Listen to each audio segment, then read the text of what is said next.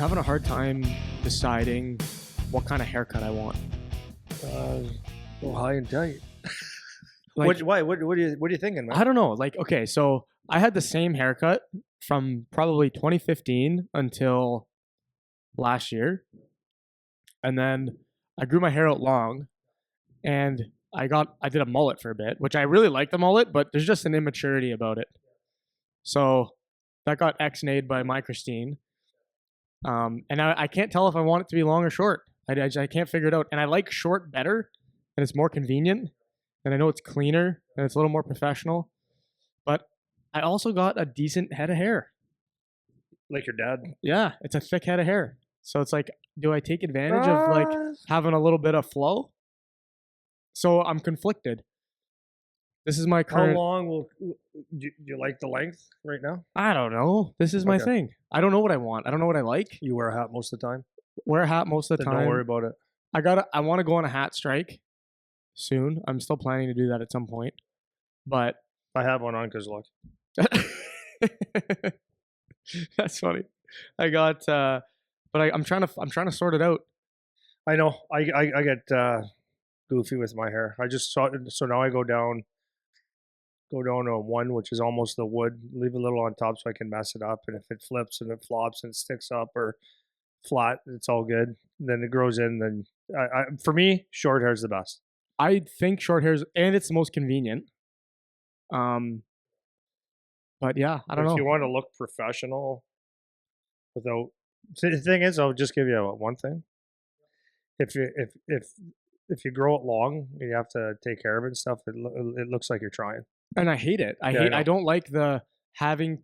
So on the one hand, I'm like, okay, it's nice that I have decent hair, but I don't want to have to take care of it and do it and shit. I got another suggestion for you. Go ahead.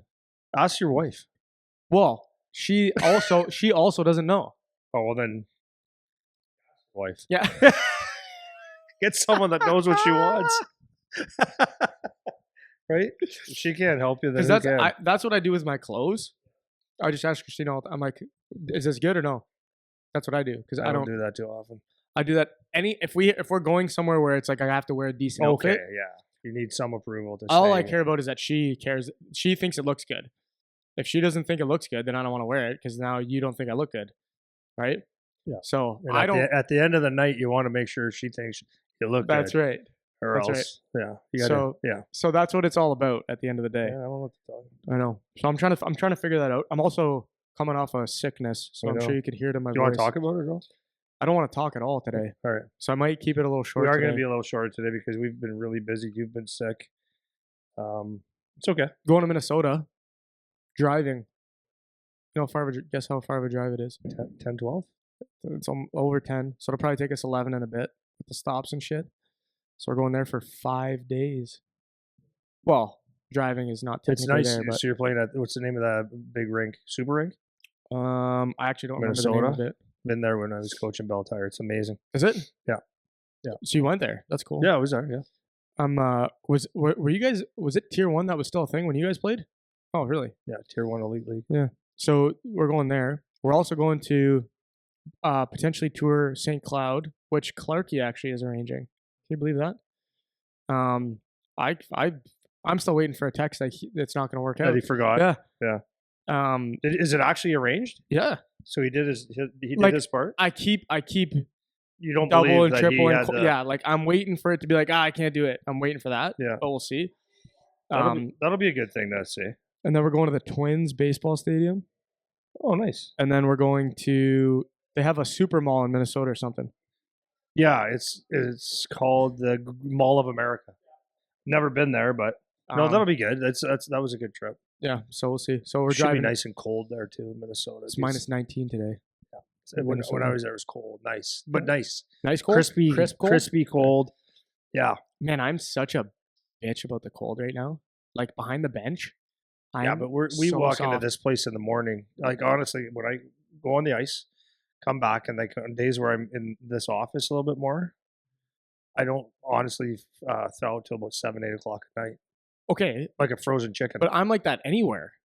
Like even like some of the rinks where I can tell it's not that cold, I'm still freaking freezing at the end. Weird. I got the old long underpants on, underneath. I got I'm layered up. I got my big puffy coat on, Okay, well, and it's I guess once it gets through, it gets through. Yeah.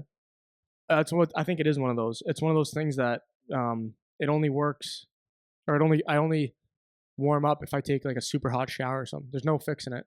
Nothing I could do to fix it. Well, there's probably a couple things I could do, but I don't know. This episode of the podcast is brought to you by the PowerTech Online Membership Program. If you've been listening to Andy and I wondering, hey, how are they able to get all this podcast content out there? Well, that's because of our members. For just $9.99 a month, you can get access to our online video library, including hundreds of videos of Coach Andy teaching, and have the option for consultation calls with Andy or myself to go over anything you need. We can cover training, nutrition, coaching, parenting, agents, the junior college hockey path, whatever's of interest to you. You'll also be able to participate in our popular Ask Me Anything episodes, have access to special discount codes, and be given priority for any PowerTech in-person camps or events. If you like what we're doing here and you want to support us, this is the best way to do it. Visit powertechhockey.ca/memberships or find the link in the description of this video to learn more. So we announced our programs for next year at the Academy. So we have the 2011 team, 2010 team, a U18 team, which is 2009s, 8s, and 7s prep, and then we have girls team. So one thing about recruiting for those teams, just in case anyone is interested, is we can't reach out to people until the season's over. So if anyone is interested in those things, I'll probably have more reach out to us. Yeah, more formal things about it. But if you're interested in those programs, then you have to reach out to us first until I believe April. So that's teams for our BioStill Academy. Yeah, that's right. So we're going to announce the coaches. Well, by the time people hear this, that should probably be out, who the coaches are for each of the teams. But you have to reach out to us first for now, and then we can reach out later. So I've had some good conversations with, it's actually pretty wild, like where you get the calls from. Like they're from everywhere, man. It's actually crazy. And it's, what else is kind of crazy is like, we've talked about this on the past in the podcast about just like people willing to move and jump around and all this. And like now that I actually have experience fielding the calls from someone from France, for example. Like I have a call tomorrow, tomorrow's Thursday, either tomorrow Thursday or next Thursday with a kid from France. It's like, from France, you know? Coming to play hockey, maybe. Coming to play hockey. And it's like, it's wild. It's actually wild to see the lengths that people go to, it's not just hockey. They do that for all sports, but jumping around to do stuff. So if people are going to do it, it's good that we can at least offer a good program, which at least like dollar value for what they're getting is actually, we can be confident that it's worth it. But yeah, it's pretty crazy, man. Like the amount of people we get to talk to. I talked to one family from, I forget where it was, up near like Perry Sound somewhere. And they were calling, their kid was interested for next year, and they have a little restaurant business. And it's so fun. Like that's actually one thing I really enjoy, talking to people where they just do different things, and like they talk a little bit about their life and the stuff they do. And they're just like normal people that you would talk to here, except they're however many hours away. And it's all the same shit. We're all talking about the same stuff, no matter where they live, which is pretty cool. So, anyway, so those are all announced now. We have an application thing on the website if you guys want to go apply through there, or you can reach out to us with an email or something like that, and we can get you set up if you want to come do a shadow. You're gonna have a pop-up thing on the podcast.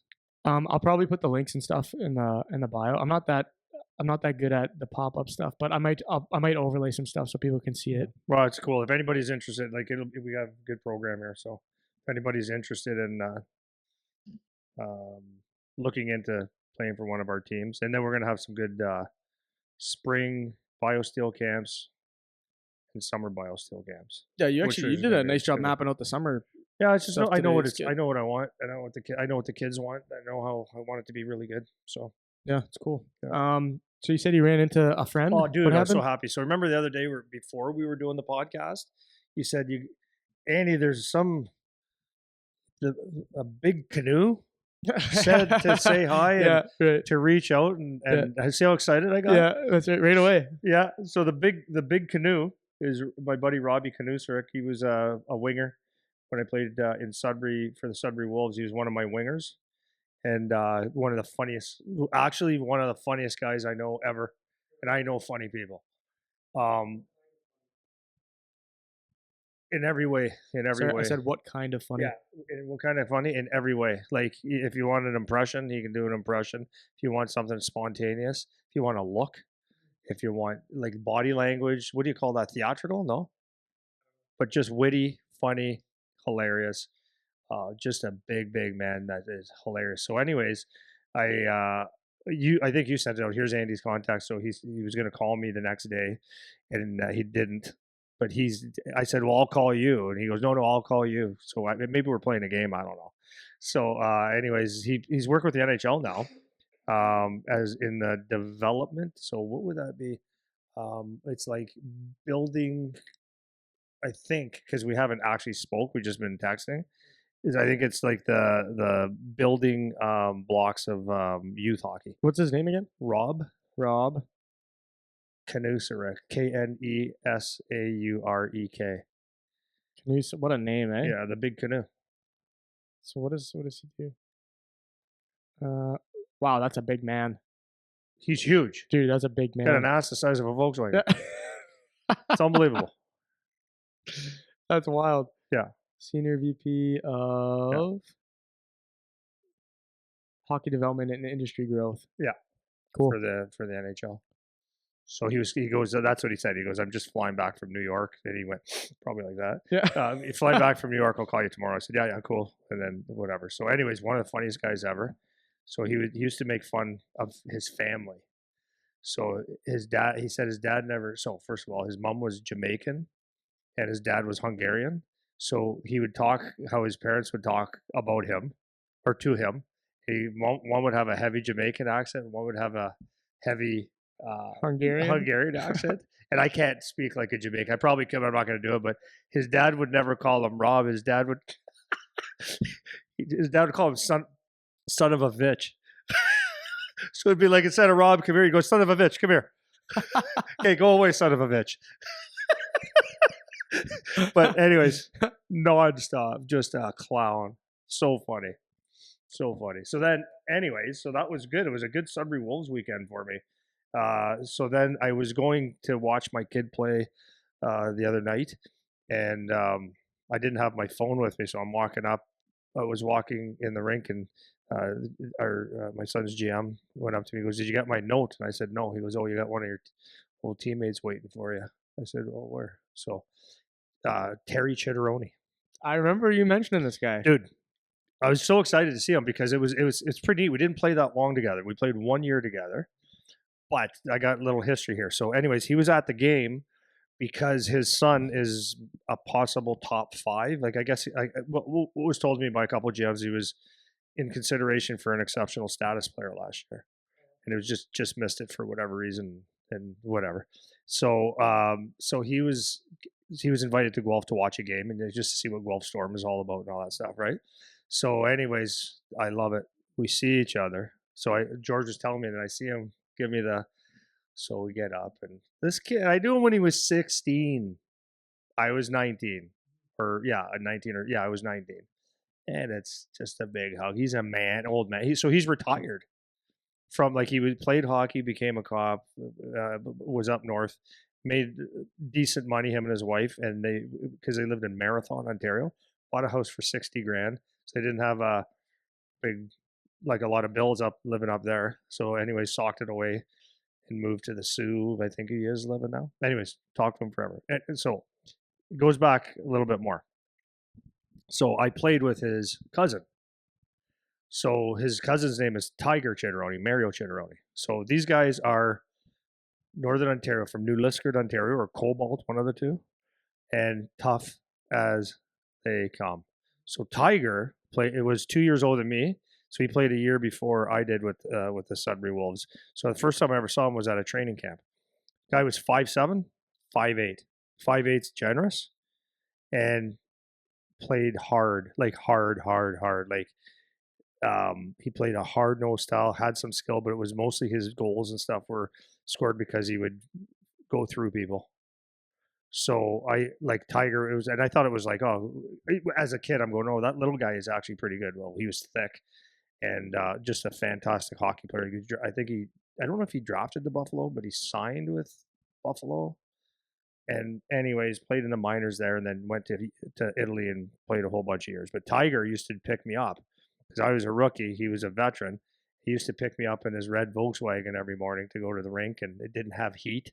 So we'd pile 3, 4, 5, 6 guys in that little Volkswagen, and we'd have the cassette tapes.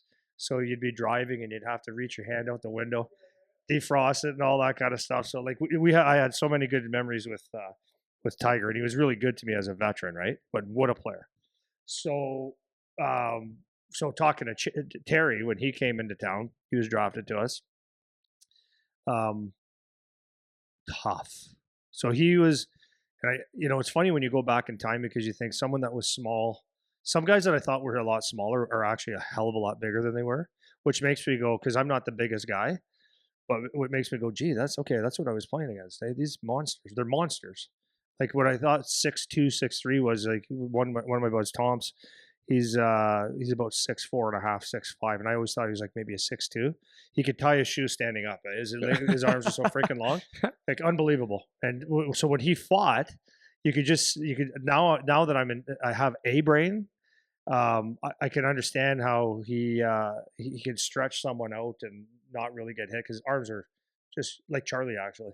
Those long arms, or you got a bit of an advantage. So he'd smash people's faces in. So anyways, Terry Chitteroni, his first day at camp, you never know who they are, eh? Like, so his first day at camp, he was just turning 16 or just turned 16. First day at camp, which used to be bloodbaths. So one of our veterans challenged him to a duel, right? So anyways, they dropped the gloves, and I don't think I was on the ice that time. I think I was in the stands.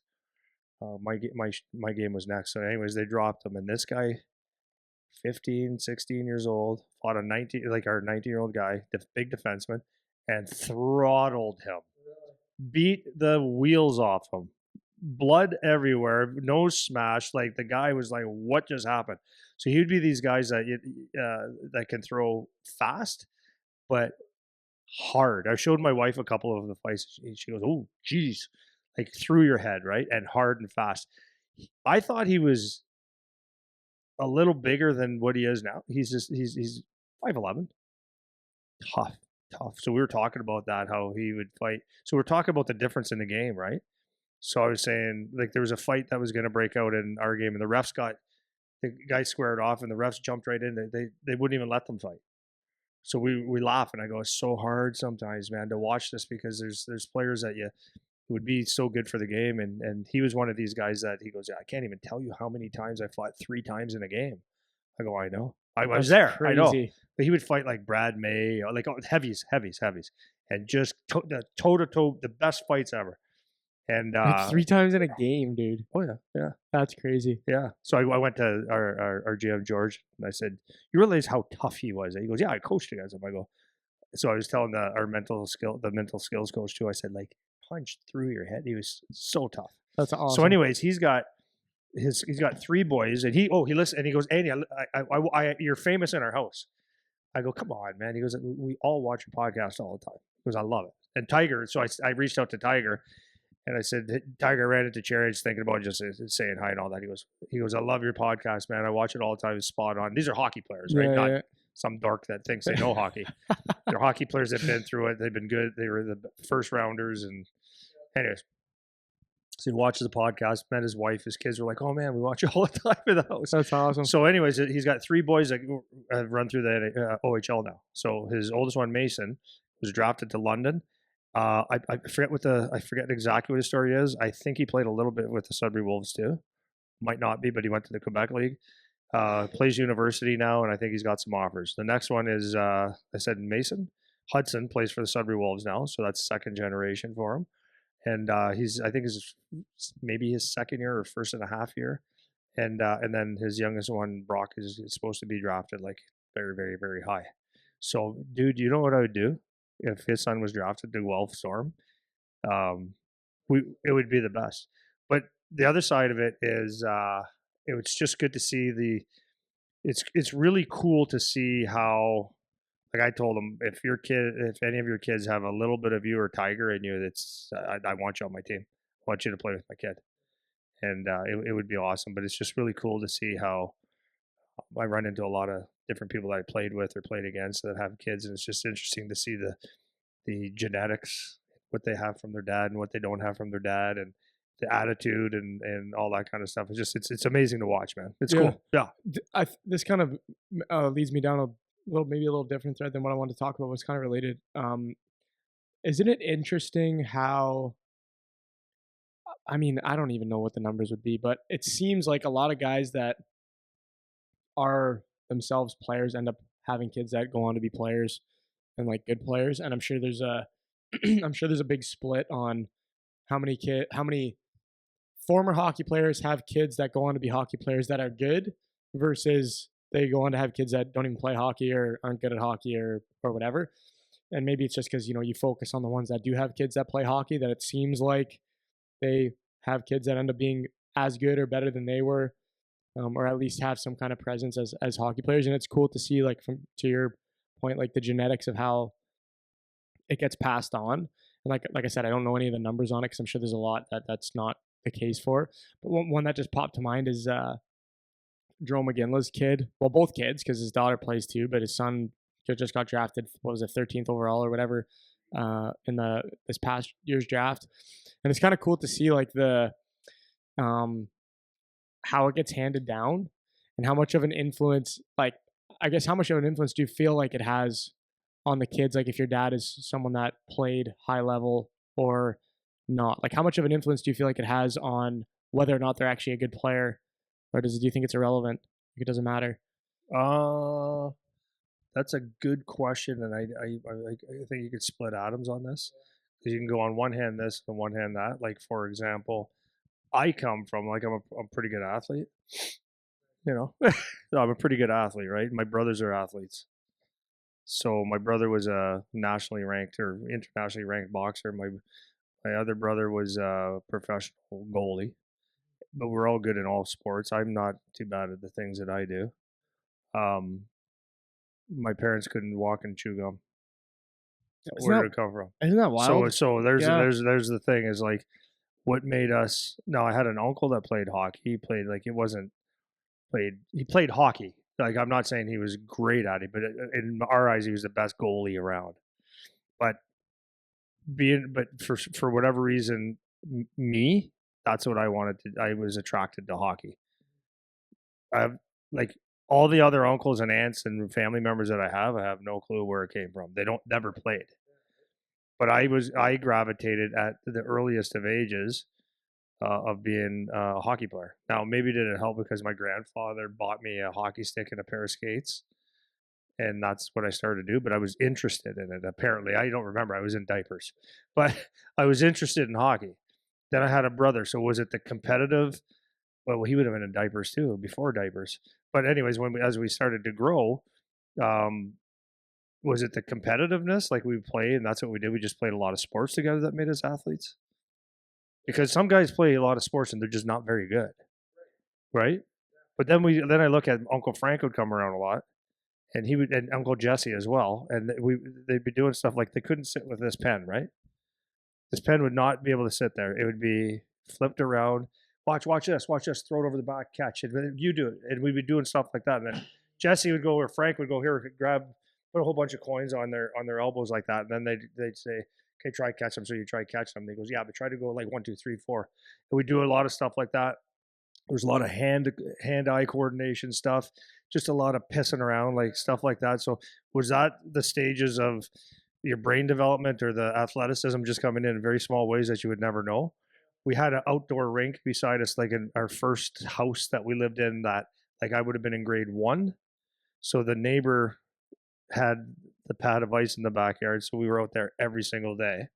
So did that make a difference? Like, so, but if you're not athletic, why did it work? But maybe it's just playing it. I could tell you one thing for sure, though. There was a lot of passion. So, and I think that is the one thing. But then you got a lot of kids that love hockey. They're just never going to be any good. But we practiced it. We were athletic, and we were very good at the game. But that's what we wanted to do. Then we played football and all that stuff. But if hockey was number one and everything else, we were always playing sports. So it had nothing to do with a mom or a dad. Or maybe my dad or my mom were Olympic caliber something that they never touched. Well, this is what I was going to say, what you're saying about your uncles and stuff. Maybe there's, in those little games that you guys are pissing around and whatever, maybe there's like a hidden athleticism that they just never explored, and maybe they had the genes for it, but they just never came across it or weren't pushed into it or whatever it is.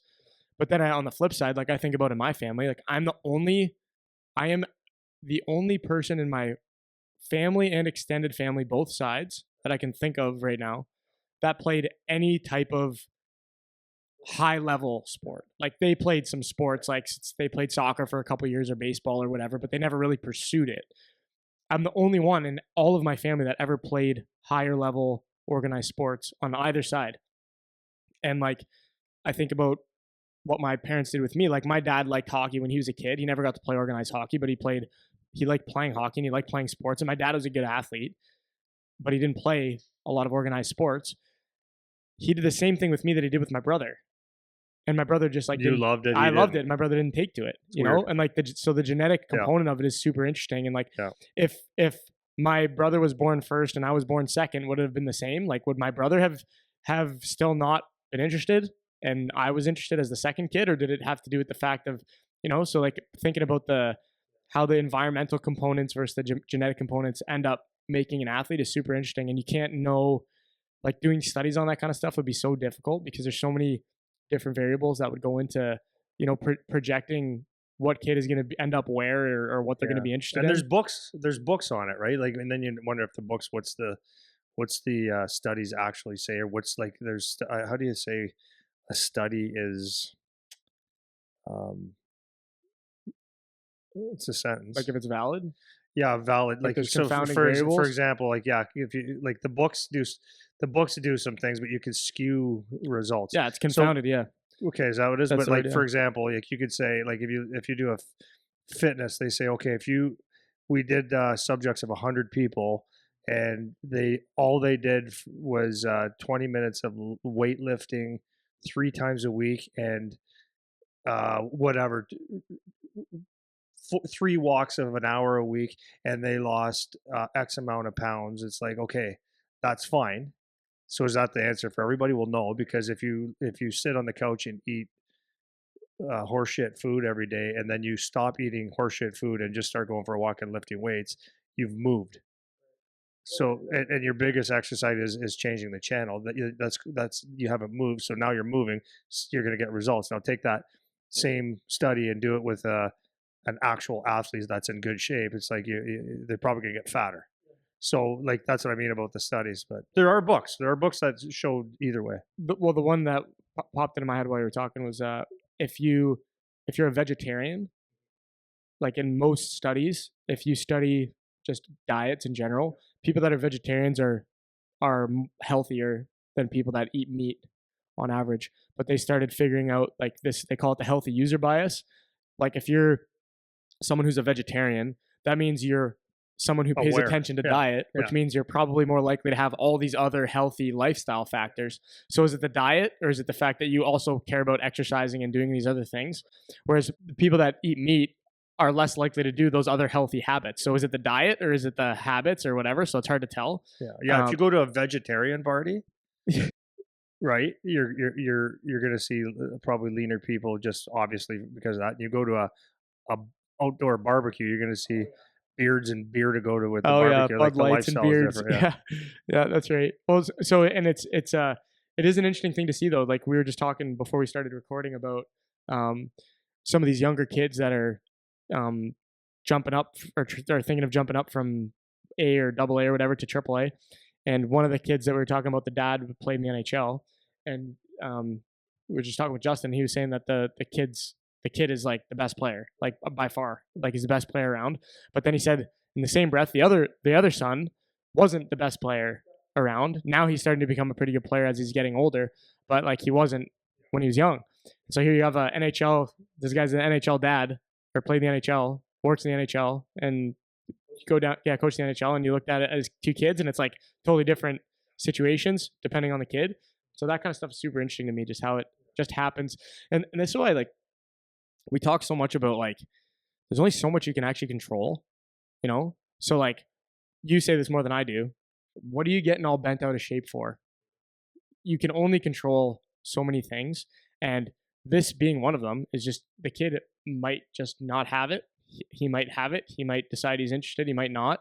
And, like, while you're going crazy, running around doing this hockey thing, so, like, Speaking of that, because we can flip the coin, and I'm going to, but I just didn't want to forget this one. So I did a practice yesterday with a group, and the one kid's dad is a great coach and coaches in the NHL right now. And this kid's actually a really good hockey player, but he never dedicated himself to being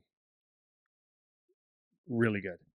He's good naturally, can make plays, can think, shoots the puck, shoots the hell out of a puck, and he's got beautiful, like, just not like, without having to really think or try, can make, like, you could go through triangles and make slip plays. Yeah, they just got it. But the work ethic is, he just doesn't want to work that hard. He never did, and I don't know if you ever learned that, right? So you could see it in his body. Like, it's not a guy that's it's more lean now, but it's not a guy that looks strong, big, but not, that frame is not sturdy, and because the time was never put into that. In practices, it was never like, let's go hard, and so yeah, there's talent there.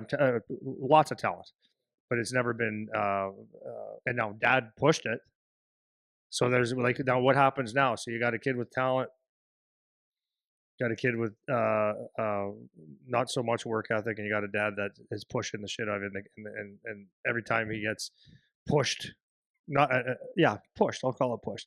Time he gets pushed, he wants to back away, right? So maybe the approach to him as a like an athlete's kid, maybe the approach to him was not read properly by Dad, but maybe Dad knows that's the only way that it can happen because he's seen it and done it before. Maybe Dad just wants something to come out of his wants to see the results come through and be a hockey player just like he was. Maybe the kid just doesn't want it. Maybe the kid, this is as good as he's going to get. Maybe it's talent comes from Dad. Maybe it doesn't. Who knows? But I've seen several. So you can take, okay, like, let's take the best of the best, right? Like, Wayne Gretzky had kids, and I believe they played hockey. So now, is it the genetics? Probably to a certain degree are going to be there, to a certain degree. But what would make you, what would develop those genetics would be, are you around it enough? So, like, if Gretzky, as he did, lived in, probably had his kids when he was in LA, and his career was more important. And I mean, he's going to feed his family for generations, right? So maybe those kids weren't around the game as much as they needed to be good, or maybe they had a good life and they didn't want to be interested in it, right? But they didn't have the, like, so this is, now you flip the argument again. So, but if they would have had the ice his dad had, the environment, if the environment was there, maybe they would be Wayne Gretzky 2.0.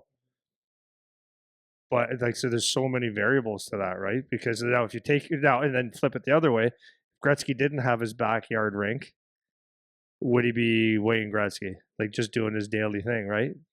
It's a really interesting thing to see. Yeah. So I think that maybe trying to pull a point out of this conversation, because it's fun to kind of just talk about, but like I said, you can't control a whole lot. So this is why I'm such a believer, like, not to be woo woo, but just like staying in the moment, like letting life happen, which doesn't mean don't act and do nothing, but just, there's only so many things you can do, and as long as I always give this advice to families and stuff when I do consultations about, like, one of the big ones right now is about, like, going to junior camps, like that's starting to come up, right? Because in April, over the next couple months, like, they're starting to get camp invites and all this stuff. I know Leamington just sent theirs out, and so I was talking to a family the other day about it, and they were asking about, he got all these invites to all these camps, and they were actually talking about, the one in particular was going to a BCHL camp, and it was like, what do you, like, should we go, was the question, and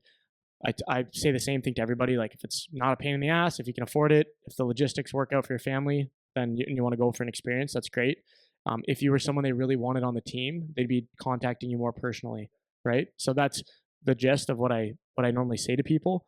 And there's not a whole lot that, like, for your kids, there's not a whole lot you can do, like, there's only so much that your decisions will actually influence. Like, like there's a lot that your decisions will influence, but it's not everything, like there's a lot of things that you can't actually control.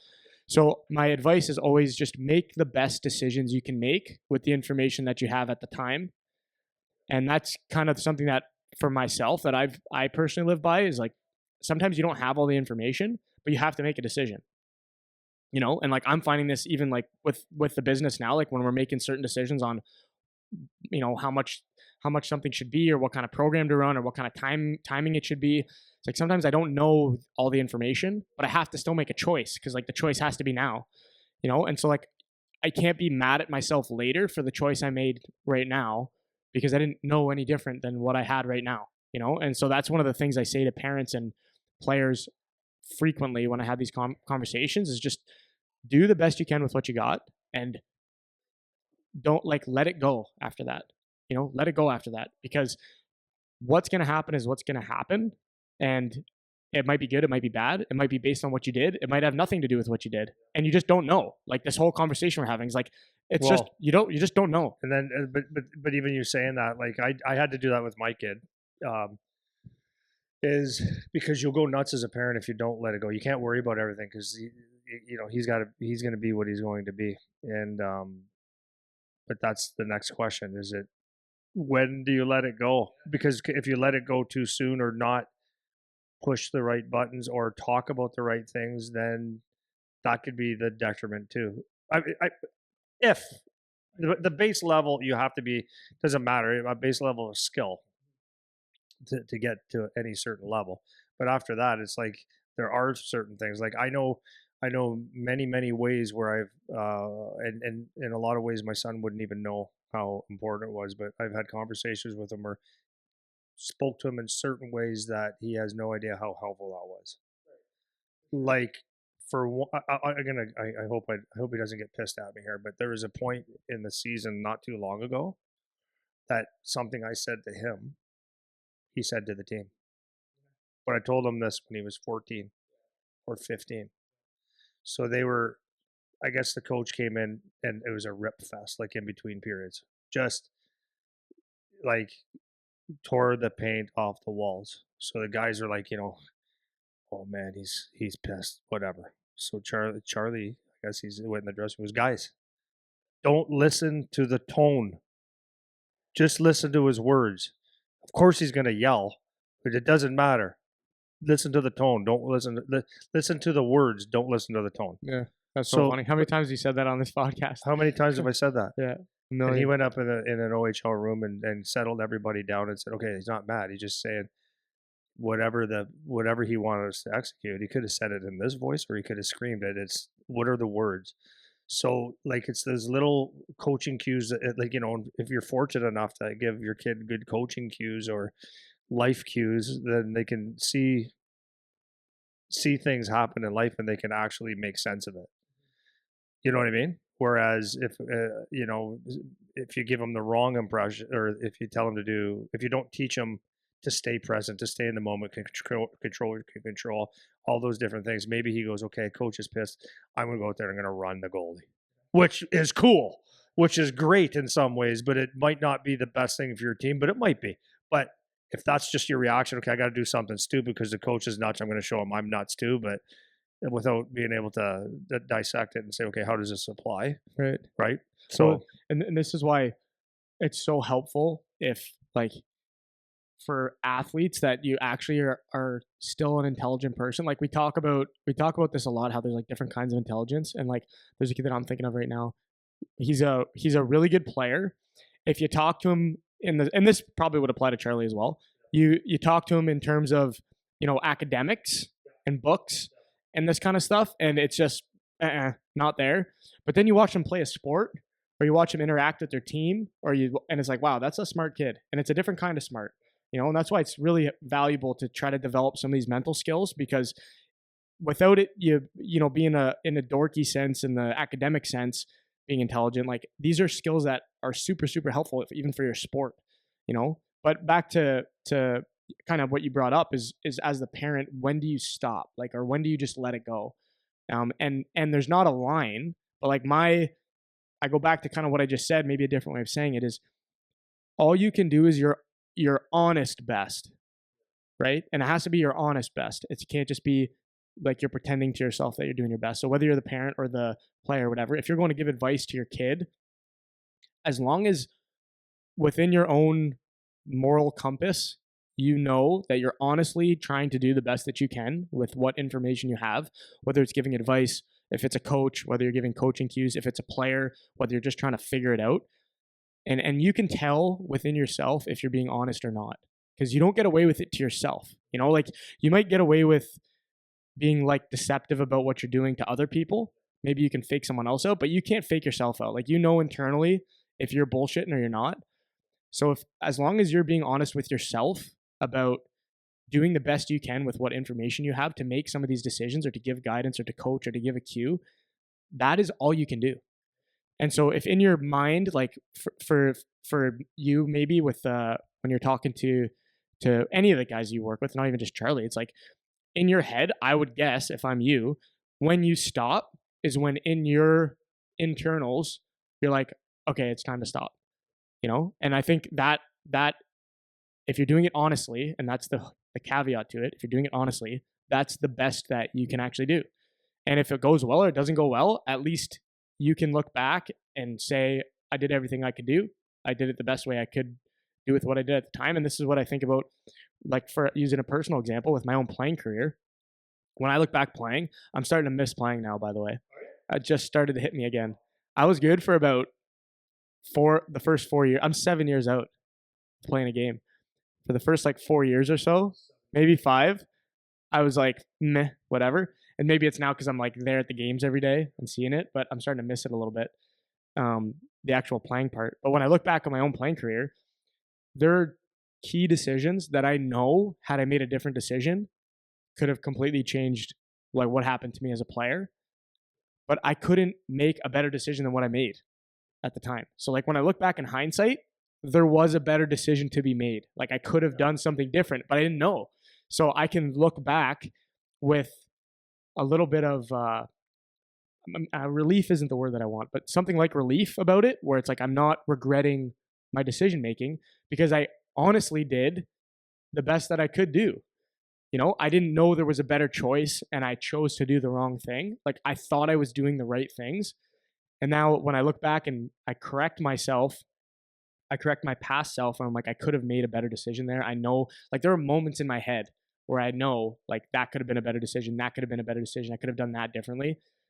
But I didn't have the information at the time. Where in my head that I knew that was an option, or I knew that was a choice, or I knew that that was something I could have done. So I feel comfortable with the decisions that I made for that reason, And I think that would be a way of kind of answering what you're saying. Like, when do you let it go? It's like when you in your inside feel like I'm doing the right thing, honestly, and I've done it the best that I can do it in this situation as a parent, player, coach, whatever, then that's it. When that line comes in your head, like for you, if it was when Charlie started playing in the OHL or before that, or if it's still going to come in 2 years, you'll know when that time is where it's like, yeah, like I'm good. Like I can leave this. And then, or I can plug in here and say a little something or whatever. And you'll know internally kind of where that line is. I don't know if that kind of makes sense. No, it totally makes sense. And I'm going to go from a parent's perspective is, because you always want your kids to do well. And I was just saying earlier to who was the guy that was talking to us earlier, is like, as a parent coaching, once your kids, like, you can be a hockey player all you want. Once your kids play, you have a different mindset, and you have to check your ego or shut up once in a while, or say something once in a while even. So for me being the hockey dad, coach, whatever, I always wanted to hopefully steer him the right way, but I was smart enough to always let him have the passion and the desire. Like, I laid off big time, but where I felt like I needed to just give some guidance, and I don't think I'm wrong, was preparing him when he got drafted and started playing the OHL. I think it was important for me to, like like you said, if you didn't have information, to give him some. And I did that for years to prepare him to be a hockey player, so that when he walked in a dressing room, number one, when he got drafted or whatever, or he got invited to something, he knew how to behave and treat someone that was older, and like have the respect, but not the awe, just respect. respect and confidence, but not awe. Even though some of them you're going to go, oh my God, that guy just talked to me. And then to go in there and know how to behave within the dressing room without being a pushover, but without being too assertive, right? Fitting in the right way as a young guy.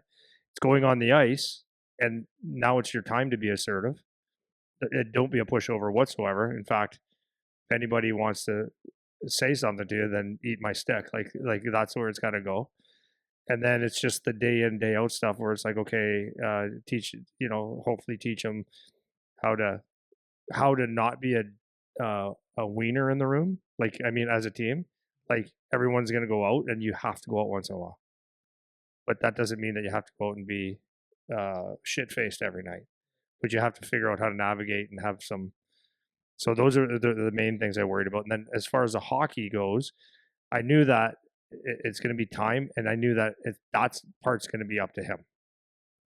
But the first year, I would say maybe second, and he was much more receptive to. Not that I would tell him what to do, but I would say if you maybe it was you didn't feel like finishing a hit, although that didn't happen very often, and he would make maybe an excuse for something. I go, but I would be able to talk to him a little bit more about that, like and why, because he was 15. Now it's I can't do that so much, and I don't want to because he's got coaches, and I never wanted to coach him when he got to junior. But there's a point where you want to still you still want to bring out the best in him, because, like, to be honest with you, because when he started in the OHL, he was obviously 15 years old. He's got to make his mark, so he hit everything in sight. He would drop the mitts. He had some skill, but that part of the game, the skill part, wasn't really allowed to come out, and that's fine. Get the puck out, get it in, and hammer someone. So, and I told him that. I said, you do those couple things, back check hard. You do those few things, and you got a chance to play in the OHL for a long time. And then as he developed that, it's like, okay, he's doing that. Now, I would just be encouraging him to add that extra layer, add the goal scoring, the passing, the creativity, because now you got a little bit more room, and he's become a very, very complete player. But there was a point where I had to say, okay, like, don't worry about, and it was only a couple of years ago. It was like, don't worry about if he gets drafted, if he doesn't get drafted. Like that's what I'm talking about. It's like, now it's out of your control. If he wants to, and if which I can't say I did, if I saw that he was maybe not as dedicated as he should be, these are the lessons he's going to have to learn, not me, because your passion, and you got to let them make mistakes too. So it may be in one area, and I really can't think of many, but no one's perfect, but maybe there's one area where I maybe said something to him and he didn't do it because he knew better, and then maybe look back and said, okay, should have done that, shouldn't have done this. But those weren't career killers, right? So, but then as a dad, you just have to say, okay, let it go. If you want this and you know what you're doing, then you got to do it. And I could confidently say I like most of the decisions he makes on and off the ice, and I can confidently say that in two areas he's better than me. One, he's a better hockey player than I ever was, and that's a really, really cool thing to say. So I was a good hockey player. He plays a complete, like, whatever. He's a better hockey player than I ever was. I don't need to go into detail, but the thing that makes me so happy is that he's actually a better human being than I ever was, and that is the coolest thing. So I got a great athlete that is actually a better human being than me, and a lot of people would say that I'm a pretty good human. I know my dark sides, so I have a hard time accepting that. But the coolest thing, and that's I think the best gift I could give my kid is, yes, I gave him the opportunity to understand life through hockey, to enjoy a game, to test out all kinds of things. Hockey has done so much for him, and he's used it so far in the right way. Like, he's got so many connections. He's learned life lessons. He's seen good things happen to people, bad things happen to people. He's seen himself think he got screwed somewhere. I saw him fight back to get it back. I've seen all these things in life that you want for your kid in hockey, but then I saw it come to fruition. Just that's life. But as a human being, he deals with things and looks at things. He's a better person than me, and I'm like, that is what you call being a proud dad so far. It's a long life. He's not even 20, but that's a long life. But so far, I can say I'm proud of this kid, and in so many different ways, and that's a cool thing to say. Yeah, that's awesome. You know what I mean? Yeah, that's awesome. Yeah. So like my last, I guess, in saying everything you just said, I've kind of one more question for you that we can end on. So I've noticed this, and this isn't even just with your kid. Like that's a great example because it's the closest thing to you. But like with all the kids, you have a really good pulse on what action is appropriate to take to deal with a given situation with a given kid. And it's not the same answer for every kid. So like another way of saying this would be you're really good at reading the room or reading the situation and what's called for. I've noticed this dealing with kids, with parents, with our when we have group meetings, like you just get what is needed or what is missing and you know how to fill that, whether it's with your own family or with us or with other players or whatever it is. I've noticed that about you because that's something that I really admire about you. How, I guess, why? Like, why do you know? Is it just your experience? Is it just like what makes you feel like? Because there's a lot of people that would have a maybe not, they wouldn't have the same resume as you necessarily, but like similar experience, but they might just be a freaking idiot. Is this one of these things where you feel like it's just a quality that you've developed that maybe you didn't necessarily earn and you just had like a something within your brain that helped you with this kind of thing? Or do you think it was more the experience and the fact that you were self-aware enough to learn from that on how to actually deal with these situations in real life? Yeah, that's a really good statement and a really good question, and I would probably come up with a couple things. Is I had I had brothers that I cared for deeply growing up, deeply, and still I hate them now. No, deeply, right? They're my Yeah. brothers. I'd do anything for them, and I meant I'd do anything for them. And I saw them and myself have situations in life where that were good and not good, and all that kind of stuff. And I always felt like I would, um, I guess, in many ways, put myself second. No, I don't want to say second. I just felt like I could sacrifice some things for my brothers so they could have something. And it was like that was my team. Like in a way, I not that everything I do is with a team, but there's teams around you, and I was not the most confident person growing up, but I read, and I had to read people. Like that's a real like guys that are street smart, they read people. I did this to Charlie when he was kids. All my kids, I said, we'd meet someone and we'd walk away, and people would say that's not very nice, and I go, yeah, it is actually. It's not might not be nice, but it's freaking smart, because that way you could find out if like Charlie, what'd you think of that guy? Oh, he was a really good guy. Yeah, why? Because when he looked at us, he said hi to me and he shook my hand like I was a big boy. Cool, and he was really funny and he would listen to you, Dad. Okay. What did you think of this guy? He seemed like he was really trying to show off, like judge people, and that's where I'm saying people might think that's you're an asshole, but it's like, so how about when someone is selling you a car later in life, or trying to do a sales job on you, or telling you to come to this academy because it's the best thing, and they're just selling you. You can read it. You can just have that ability. So, anyways, I think that I learned how to be like somewhat street smart and read people because I had to, like in many ways, had to. And then just being in the team environment, I think my nature is I like to see. Um, I I don't give two shits about people, but I do. Do you That know what I is mean? a true statement Yeah, about you, man. That's for yeah. sure.